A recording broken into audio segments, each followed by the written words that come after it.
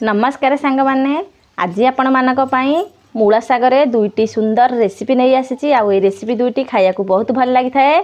देखंतु सांग माने रेसिपी में बिलरू पूरा टटका मूला साग नहीं कि आसी। एबे चलंतु डेरी न करिकी रेसिपी दुईटी की देखि नबा। मु सुचता आम ओडिशा विलेज कुकिंग चैनल को आपण मानकु स्वागत जणाउ। एबे डांगरू सब मूला साग को बाहर कर नेली। एबे चलंतु परिबा को काटी नबा। मूला साग रेसिपी में मु नेइची मसूर डाली 100 ग्राम रो एठे दीटा बोदी नेइची, गोटे मूला नेइची, गोटे बाईगण नेइची, एठे अदा खंडे नेइची, गोटे कंद नेइची छोट साइज रो, गोटे बड़ साइज रो आलू नेइची, फूलकोबी गोटे पाखुड़ा नेइची। एबे चलंतु ए सब परिबा को आमे भलो भाबरे काटी दबा। देखंतु गोटे साइज रो सब परिबा को मु काटी नेली। एबे चलंतु मसूर डाली की भाजी नबा। एबे करेई गरम हे गलानी, हल्का मसूर डाली की भाजी नबा। जाई एबे भलो भाबरे भाजी हे गलानी, आमे ताकू काढी नबा। एबे गोटे डिश रे 2 ग्लास पानी दे देइची। मु जो परिबा को काटी के रखिथली एबे आमे डिश रे दे दबा। अदा आ कंचा लंका छेचा को दे दबा। गोटे चमच हळदी गुंड दे दबा। आवश्यक अनुसार लूण दे दबा। भाजी की जो मसूर डाल देइथिले ताकू धोई की दे दबा। एबे ढांकुणी देई की 5 रु 10 मिनिट परिबा को भलो भाबरे सिजिया पई छाडी दबा।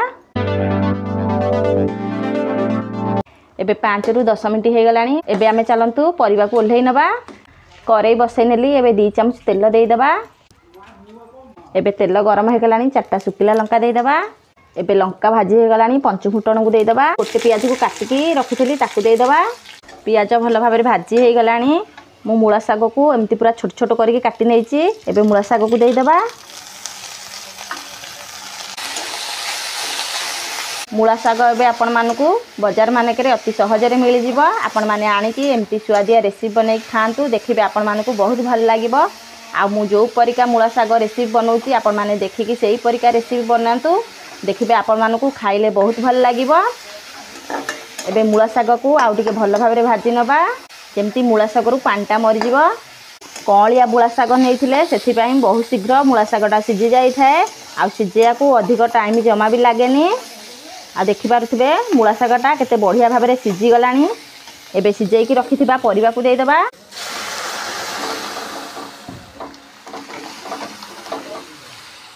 आपण माने वीडियो टिके देखुसंती। वीडियो जदी आपण माने को भल लागि थाए लाइक शेयर सब्सक्राइब कर देबे।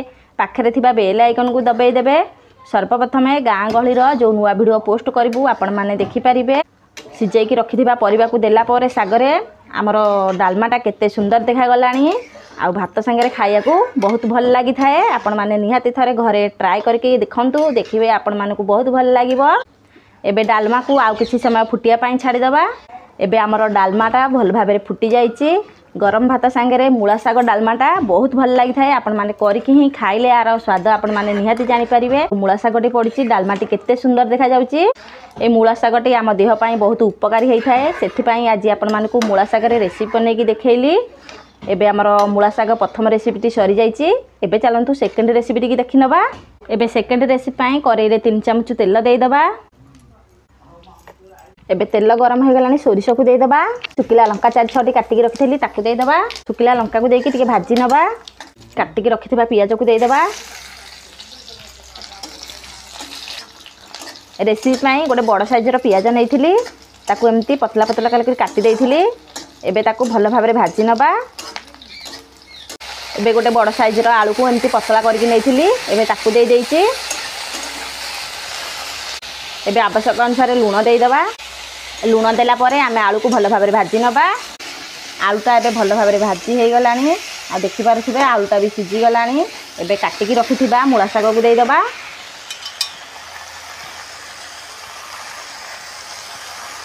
एबे मूला साग देकी अल्प पानी छिंची दबा। जेहेतु मूला सागटा टिके सिजिया को टाइम लागि थाए, सेथि पई अल्प पानी दे दबा। एबे मूला साग को एपट सेपट करके भाजी नबा। एबे मूला साग रु पानी बाहरी गलानी। एबे साग को मझिरे एकाठी करके किछि समय सिजिया पई छाडी दबा। सागटा भल भाबरे सिजि जिवो। एबे मूला साग भल भाबरे सिजि गलानी। ता संगे आलूटा भी भल भाबरे सिजि गलानी। देखि पारुथिबे। आउ पखाळ सांगरे टिके मूला साग भजा हे गले पखाळर स्वादटा डबल हे जाई थाए। आउ खाइया को बहुत भल लागि थाए। जेहेतु आमे गाँ गहली लोक आमको पखाळ बहुत प्रिय, ता संगे टिके साग भजा आज आपको मूला सागर दुईटी रेसिपी बनईकी देखली। आमर प्रथम रेसिपीटी गरम भात सांगे, आमर सेकेंड रेसिपीटी पखाला सांगे। आपण मैंने जानते ये रेसिपी दीटी आम देहपाई बहुत भल होता है, जेहेतु आम यहाँ मूला सागर बनईचे। आपण मैंने जदि आउ किसी गाँ गहली नुआ भिड देखा चाहूँगी आमको कमेंट मध्यम जनइले आम आपण मानक निहाती भिड बनईकी आउ किसी नुआ रेसिपी देखू। एबे मूला सागर भल भाव पानी भी मरी जाइए, आलू साग भल भाव सीझी जाइए। एबे आमर सेकेंड रेसिपीटी सरी जाइए।